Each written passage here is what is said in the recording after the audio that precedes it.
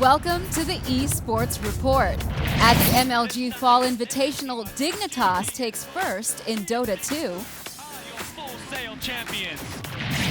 Also at the Fall Invitational, Complexity takes their 5th tournament win. Fall Invitational champions.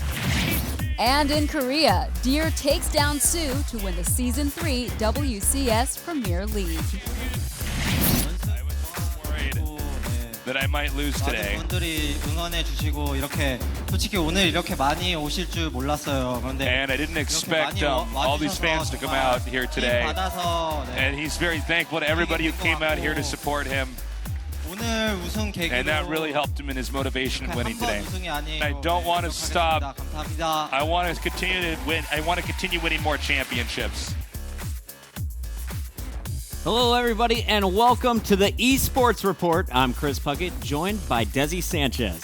How you doing? So good. Excited for this first episode. Absolutely. Now, guys, in this program, we're going to be covering the biggest news in esports from all your favorite games. We'll have player profiles, tournament recaps, and previews for upcoming releases. That's right, but first, after a 3-month-long process, the WCS Season 3 playoffs concluded in Seoul, South Korea. The competition saw the 72-player pool get narrowed down to just 2, the Protoss player Deer and the Zerg player Sue. Sue has been without a win since the MLG Pro League Invitational almost a year ago, while Deer was hoping to become the 3rd Protoss to take a GSL, a feat that had not been accomplished since Seed took the tournament in July of 2012.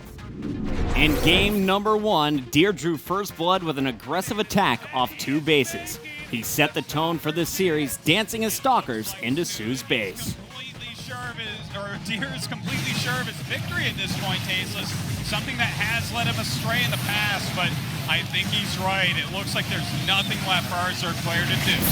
In the second game, Deer extended his lead with an early Zealot attack. His proxy pylon went undetected, and he overwhelmed Sue. No anti-air out. These Void Rays, AP just keeps all these flying units here. This is basically already a win. GG. Game 3, Sue massed up an army of Hydras and Queens, with which he destroyed Deer's Void Ray heavy army. But it's all about to go away. That's going to be it. And Sue now coming back. Despite a failed cannon rush, Deer defended well and drew the game out. His Psy Storms crushed Sue's low-tech army, giving him another win. These are very good storms.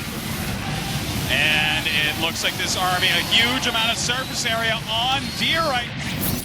Sue put together an incredible defense against Deer's all-in Void Ray, and then crushed the Protoss with an overwhelming number of roaches. Suddenly, it looks like Sue with a great concave on Deer. A devastating Zealot Warp took down the Hive before Sue's 3-3 upgrades were started. Deer pushed with his upgrade advantage, rolling Sue to take the series 4-2. He hasn't started his 3-3. That is a big deal, Tastes. Looks like the Hive is going to go down once again. Sue needs to save that structure. 3-3 didn't start. Breakthrough, so few units left for Sue. Do we have a new Protoss GSL Contest champion? It looks like we do. GG. And Deer is our WCS Korea Season 3 champion. This underdog player from the underdog team has made history here today. Deer goes home $20,000 richer and will next be seen at the WCS Season 3 Finals. Sue will also be at the event, no doubt looking for revenge.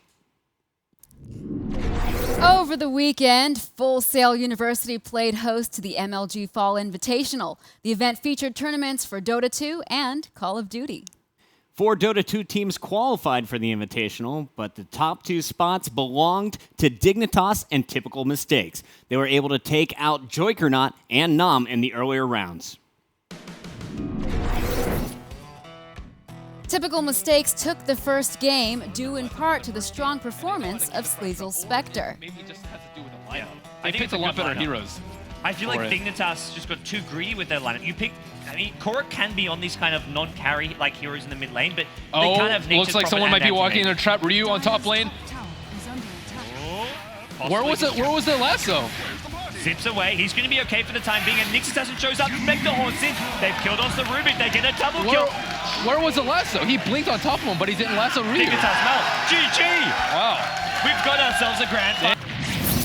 However, the rest would go to Dignitas. The second game saw Bleak put on a show with Lifestealer. Cake's going to go down. There's no way out. Well, does a bit of damage to Infinity, but that's all he's going to do.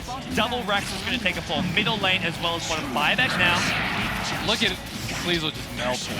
Oh man, he does not stand a chance up against this. The Battle Trance damage output from Dignitas is just too impressive, and it looks like Dignitas are going to take this to a game 3. Yeah. GG! GG should come out anytime. Dignitas have done it. They take game 2. They force ourselves into a game 3 in our grand finals. And in game 3, Korok's Ursa helped Dignitas to seize the victory. May have breached the high ground. They may have broken typical mistakes. There's nothing left. They get team wiped, and GG is called. 5-0. Team Dignitas are your full sail champions. Wow. Well played. They Well had a lot of played resilience indeed. starting off 0-1 in that series, but played very well in game 2 and game 3. And typical mistakes, just not enough strategy. They played a lot of games though. Yeah, they played a lot of They must be games. exhausted. Exhaustion maybe getting to them towards the end, but they really played their hearts out. Taking Dignitas to a third game, also that opening game where they really... On behalf of MLG, I'm proud to present you this trophy as the MLG Full Cell Champions, Team Dignitas! And what a final that was. Congratulations, guys. Can you walk us through your mindset just for those final 3 matches? They were so intense. There was so much passion. I mean, what are you thinking right now? I mean, we're pretty happy that at the end of the day we won. But going in, I thought it was going to be a bit easier than how it all ended. But the opponent was really strong. And I guess we kind of underestimated them a little bit. Team Dignitas' victory nets them an automatic invitation to the MLG Fall Championship, where they will compete against Na'Vi, Team Liquid, the Alliance, and more. The 3 teams that didn't win here today will fight it out in another tournament from which one team will advance to Columbus. When it was founded in 2000, the World Cyber Games had the lofty hope of becoming the Olympics of competitive gaming. 13 years later, the tournament is bigger than ever and well on its way to hosting another successful Olympiad. Each year, dozens of countries hold qualifiers to identify the best talent who will represent them in the World Finals. Over the weekend, China and Korea concluded their qualifiers for League of Legends. All eyes were on this competition as just a few short weeks ago, these 2 countries fielded the 4 best teams at the League of Legends World Championship. In the Chinese WCG qualifiers, World Elite powered past Season 3 World Championship runners-up Royal Club in the semifinals. The crowd of hundreds cheered as the underdogs walked over to shake hands with what was previously China's best team. 将决战到这边的 OMG 也是非常值得期待。对，也是 WE 和 OMG 进入了很久没有交手世界总决赛 WCG 的世界总决赛。 The finals saw WE face off against OMG. The series proved to be a quick one as OMG steamrolled through their opponents, took the series 2-0, and was on their way to shake hands before the Nexus even went down. 从开始线上占了一个优势，蓝爪草莓开始就一直保证了自己在视野。 A similar story transpired in Korea as Samsung Galaxy Blue upset recent world champion SK Telecom. Samsung Blue swept the series 2-0 and went on to face CJ Entis Blaze in the finals. Here at WCG Korea.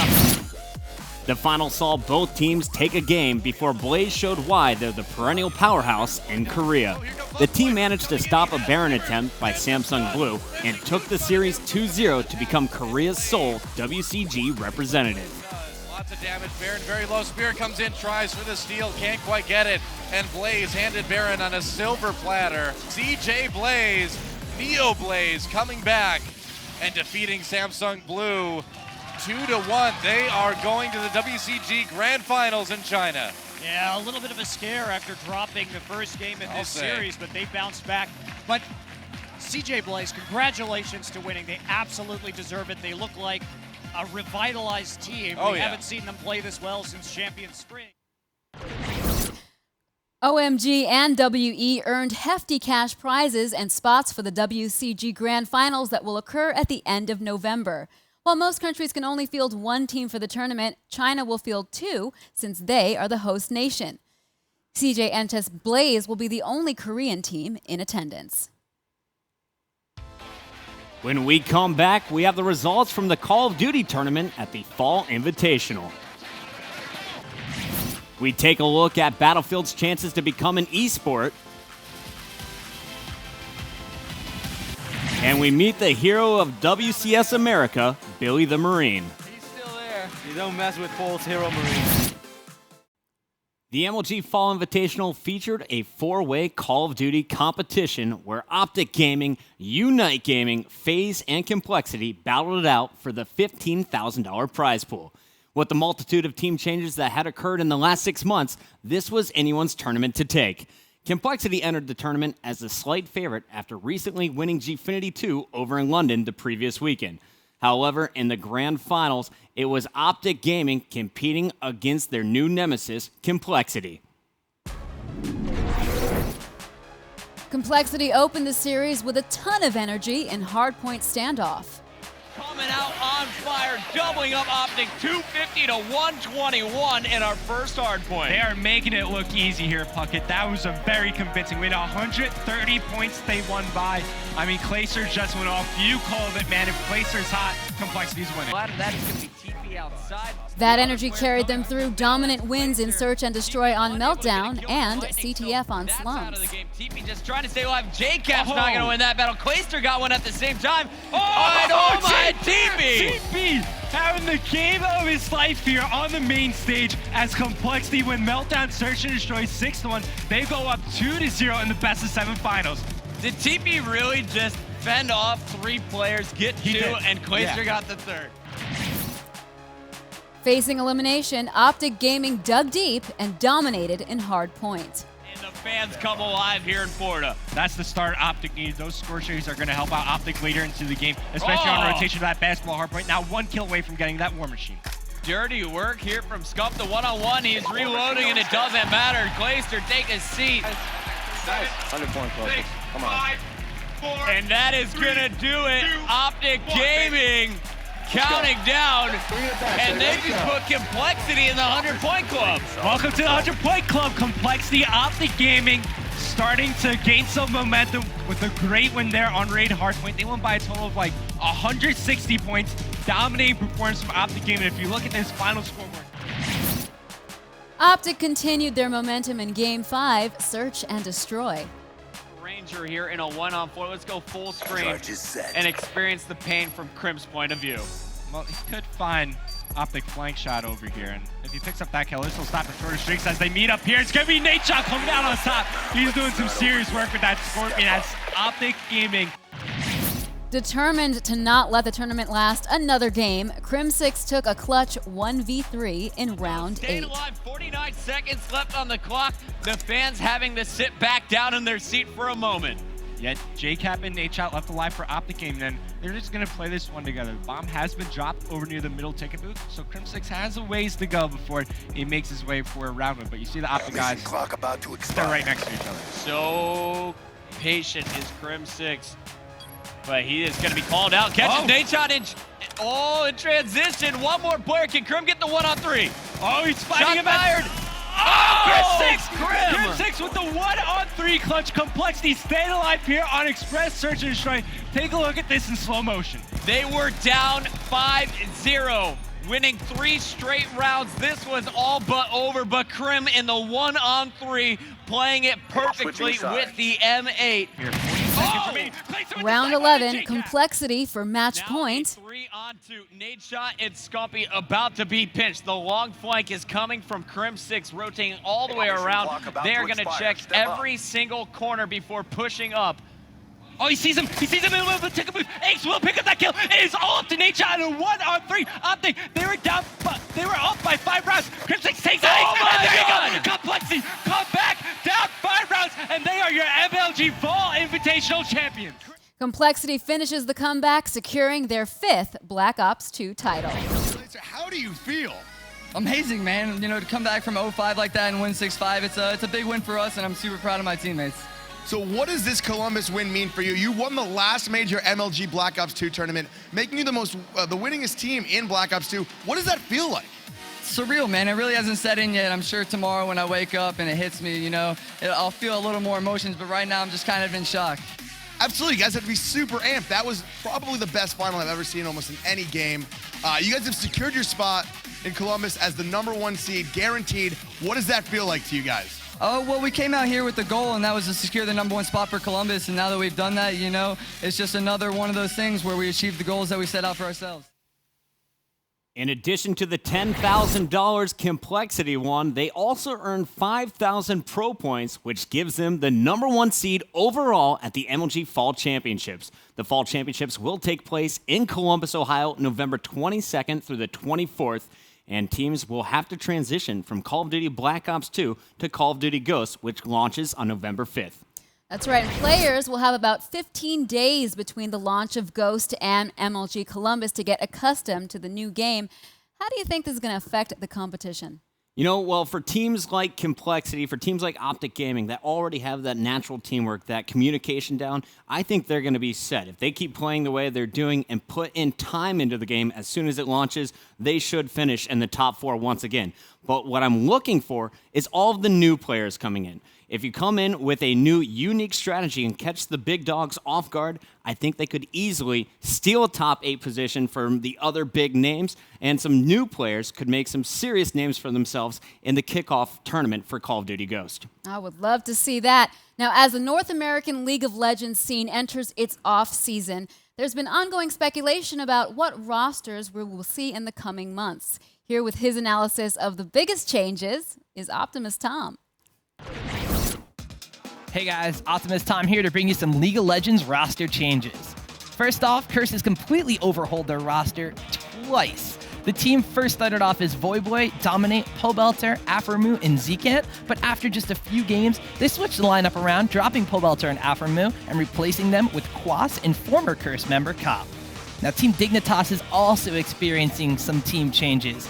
Kiwi Kid is the team's top laner, currently fighting for his job. The team is holding open tryouts to decide who will be their permanent starter, and even though Kiwi Kid is competing with so many hopefuls for the top spot, the current pool of available top laners in North America is quite weak, so we might wind up seeing him again next season.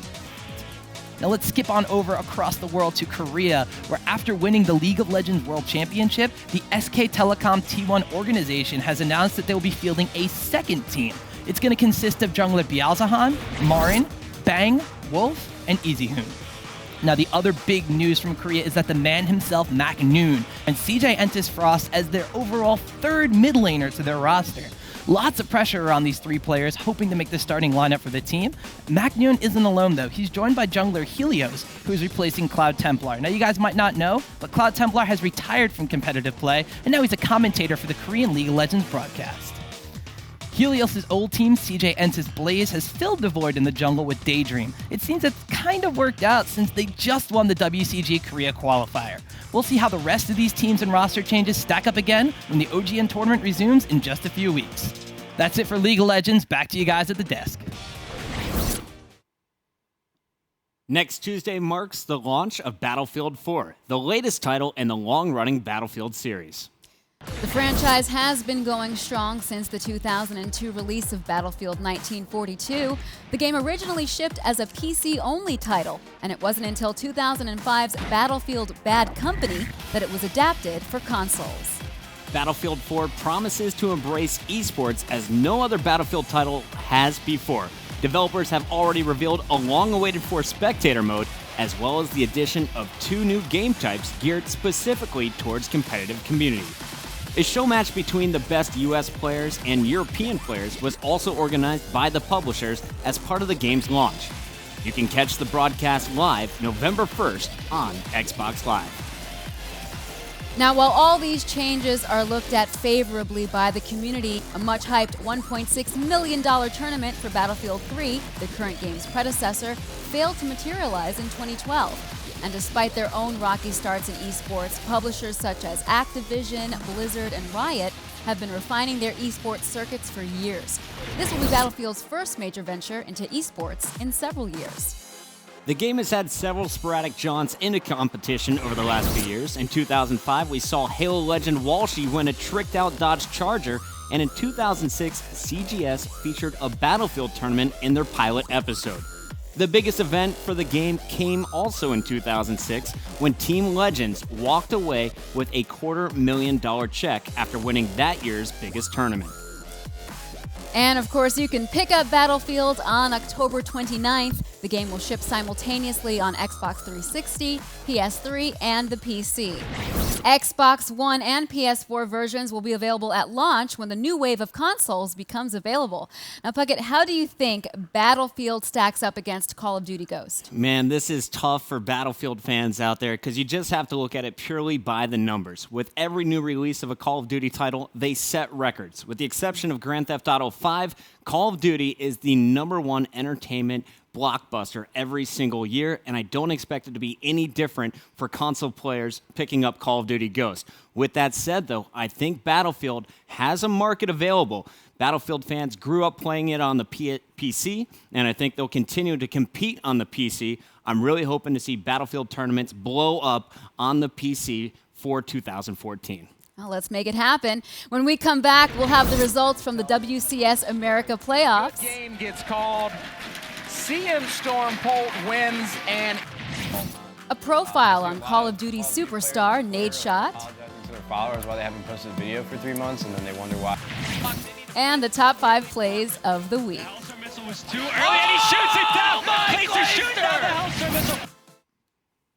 What's up, guys? Alex Axel Toss Rodriguez here with the results from the WCS America Premier League Finals that happened last weekend. This match featured the reigning North American champion, CM Storm Polt, going toe-to-toe with LGIM's Buell. In Game 1, Buell surprised Polt with a very aggressive 2-base Mutalist play. Those Marines immediately to the missile turrets. The turrets is what keeping him alive right now. He had 9 Marines in production at once, so if Polt is able to hold this, it would be so Lings sick. are here. The medevacs are out of energy. The Widow Mine's so key. Killing the Marines. But not doing the damage that is needed. Good game! Buell takes game number 1 with a very exciting 2-base Mutaline Baneling bust. Polt caught fire after the opening loss and took 3 consecutive 25-plus minute games. Despite losing several command centers in Game 4, Polt was able to pump out enough Marines to grab the win. It looks like Buell's going to go ahead and come all the way home, knowing that he has got to defend his base if he's going to stay in this game, but this is such a dire situation. There is no mining base. It's so sad because he's really fought his heart out. And I think after this game, Ben, I think next game we just might as well see him 6-pooling because he's just like, this guy doesn't lose. You've got to look at resources lost, Kevin, because it tells an enormous story. Good game gets called. CM Storm Polt wins an impossible victory on Derelict Watcher. And Kevin, my final thought there as we were jumping out of that game, resources lost, the difference between the two, 20,000. A huge Widow Mine hit evaporated all of Buell's Mutalists in Game 5, giving Polt his second WCS America victory. Almost non-existent. Polt has done a phenomenal job in thinning out Creep. Oh my God! That's it! The Mutas go down to the largest detonation of Widow Mines. Shadow and Bear are both third players, so before I leave the hotel, I thought about the finals, how to be third. So it was not a matter who advanced. Yeah, anyway, I think it was very tough matches and Bear played very well. It was like very, very close. Polt's win nets him $20,000 and 1,500 WCS points. Both of these players will be competing at the Season 3 Finals next weekend in Toronto. This will be an important event for Buell, as he is currently on the cusp of qualifying for the 2013 Grand Finals at BlizzCon. A poor placing will see him eliminated from the 2013 season. A good one will put him in the running for the $100,000 grand prize. It's time now for the eSports Report Top 5. Today we'll be counting down the best moments from eSports last week. Here we go, kicking things off at number 5. Optic Gaming has a new MVP, and it's an inanimate object, the van, saving the game against Unite Gaming. Kill it with protection. Sculpey's shot's going down. 7 seconds. Explosion. Big T. NadeShot is there. NadeShot is there. They got the return. No way. Big timer going huge at the happening. End. No flak jacket from Killer. The car bomb explodes. They make the return, and Optic Gaming take out Unite one more time, 2-0. What just happened? Coming in at number 4, Billy the Marine earns his stripes on his way to becoming a sergeant. Look at this one hero Marine, Ben. This Marine has 9 kills already. A lot of drones might going he down. get one more? Nope, he will be loaded up. 11 kills on that Marine, and he's staying alive, dancing like a boss. At the same time, we have a counterattack of Lings on the other side of the map. Get in that medevac. Lings are countering into the third base. Billy is still alive, guys. With one hit point. Unbelievable. There he is. That's actually ridiculous. This sergeant just stays alive. He's looking pretty stout right now. Isn't aware of this sport, but he has a lot of mailings engaging on these Marines. I think that Billy might have fallen. No, Billy's alive. Of course not. Oh no! It's a sad day for Terran players everywhere. He was a true warrior, man, a true hero. We'll fly flags at half-mast tomorrow. Coming in at number 3, Complexity loses all 3 inhibitors, but somehow comes back to take the game against GGLA. Third inhibitor going to go down very soon. 3v5 is not what Complexity wants to try to fight here. Mega Zero is strong, but he's not that strong. As the bubble connects on a Karma, looking, they're trying to do a bit of damage. He flashes away from the explosive cast. There's the barrel going in. NadeShot America goes down though, as now that is going to be triple inhibitor and GGLA backing off. They get Nidus, but at what cost? The Is Shirelios. 3 inhibitors down. He can. He needs one more hit, but the dodge comes out now. The repel is going to keep Corkez safe. They're chasing out Autumn. They get the GA. They're going to drop the bubble from Nidus, though. It's not going to connect anybody. And the cocoon is going to stop Trooper while the res from Otter comes out. He is dead. He is finally dead. That is going to be game. They're pinging on the inhibitor. Kevs is just done with this game. That is GG. Bishu's done. The surrender vote comes out. That is game. Complexity win. Complexity comes back from 3 inhibitors down, and they take the game against GGLA to remain undefeated here in the NACL. Bolt's Widow Mines earn him the WCS America trophy and our number 2 spot. 9 Widow Mines.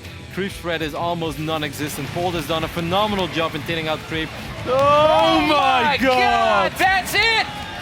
The Mutas go down to the largest detonation of Widow Mines I have. And your number 1 play this week goes to Clayster. Not only did he earn himself a Hellstorm, he defends it in the finals versus Optic Gaming. He has a Hellstorm. This game is almost out of reach for Optic Gaming. 3 minutes left on the clock. They need to play this one nearly perfectly. The Hellstorm missile was too early, and he shoots it down. Clayster shoots down the Hellstorm missile. 5 points for Complexity.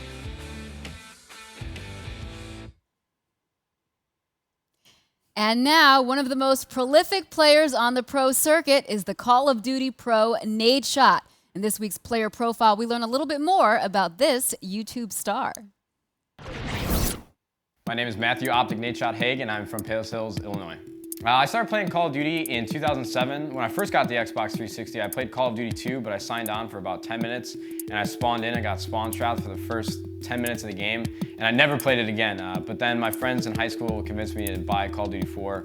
I started playing public matches, who can get the most kills, and search and destroy, stuff like that. And that kind of led to more competitive game modes like game battles and MLG.